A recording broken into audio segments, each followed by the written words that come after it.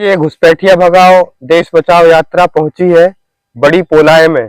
शाजापुर जिले का ये गांव हमारे लिए बहुत ही महत्वपूर्ण रहा, हम लोगों का बड़ा गहरा जुड़ाव रहा। माननीय शालिग्राम जी का ये गांव है। हम कभी आए तो नहीं यहाँ पर हमेशा और ये चर्चा में रहता था।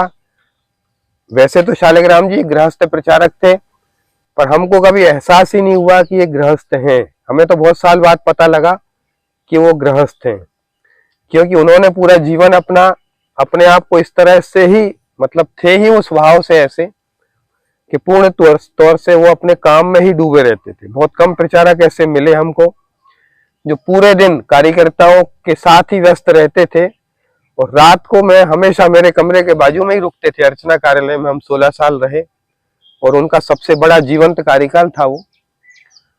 तो रात को 11 बजे वो अपना कुर्ता पजामा धोते हुए और हमारी उनसे बात होती थी।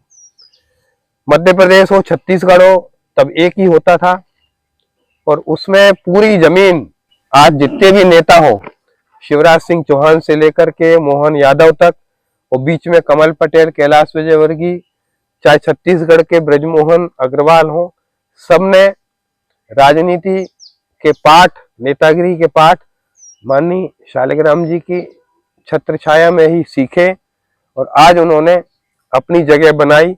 पर शालिग्राम जी हमेशा अपनी जगह पर ही स्थिर रहे। वो प्रचारक की तरह ही संघ में आए और प्रचारक की तरह ही इस दुनिया से चले गए। आखिरी समय में काफी साल वो बीमार रहे, उनको ब्रेन ट्यूमर हुआ था, तो एक प्रकार से बिस्तर पे ही थे और लोग कहते थे कि अब बस इनका कार्यकाल पूरा हो गया। वो गांव में ही उनको भेज दिया था। यहाँ रह के भी उन्होंने गांव में जो ग्रामीण विकास के काम, मानव एक ट्रस्ट बना लिया और एक गौशाला बना ली। शिक्षा के क्षेत्र में बहुत सारी गतिविधियां वो चलाते थे। उनका पूरा जीवन, जिसको एक कर्मयोगी की तरह ही वो रहे। हम लोगों के उनसे काफी निजी ताल्लुकात रहे। मेरे घर वो उस समय आए थे 1978 में, जब मैं 9वीं कक्षा में था, रेहली में। विद्यार्थी परिषद का उनको तब दायित्व मिला ही था, तब वो प्रवास पर आए थे, तो हमारे घर वो आए, थोड़ी देर बैठे थे, आधे 1 घंटे। मनीष जी का तो जो वीडियो रिकॉर्डिंग कर रहे हैं, और उनका तो चूंकि कॉलेज में प्रोफेसर थे इनके पिताजी काड़े साहब, और बहन भी विद्यार्थी परिषद से जुड़ी थी, तो इनके घर भी आते थे आपातकाल में। इनने उनको बेल बॉटम में अमिताभ बच्चन जैसे बालों में भी देखा है। और डॉक्टर बारोट साहब हैं जो हमारे साथ, ये तो आखिरी समय जब ऑपरेशन में के लिए बंबई जा रहे थे शालिग्राम जी, तब भाभी जी के साथ ये पति पत्नी दोनों मिलने भी गए थे। और बड़े मस्ती से शालिग्राम जी ने कहा भी था, मैं ठीक होके आऊंगा और घर तुम्हारे जरूर आऊंगा। आज हमने उनके परिवार वालों के साथ भोजन किया। ये उनके दत्तक पुत्र हेमराज जी हैं, हंसराज जी हैं, ये उनके भतीजे मनीष हैं।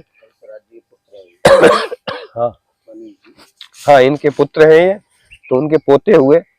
परिवार के साथ हमने उनकी बहुत सारी यादें साझा की, और हम सब लोग बड़े एक अपने ध्येय के लिए एक बड़ी शक्ति लेकर आज यहाँ से जा रहे हैं। और हमको भरोसा है कि हमारी यात्रा ये अपने उद्देश्य में सफल होगी, और हम भारत सरकार को तैयार कर लेंगे इन घुसपैठियों के खिलाफ जल्दी से जल्दी कार्रवाई करने के लिए। जय भारत, जय हिंद।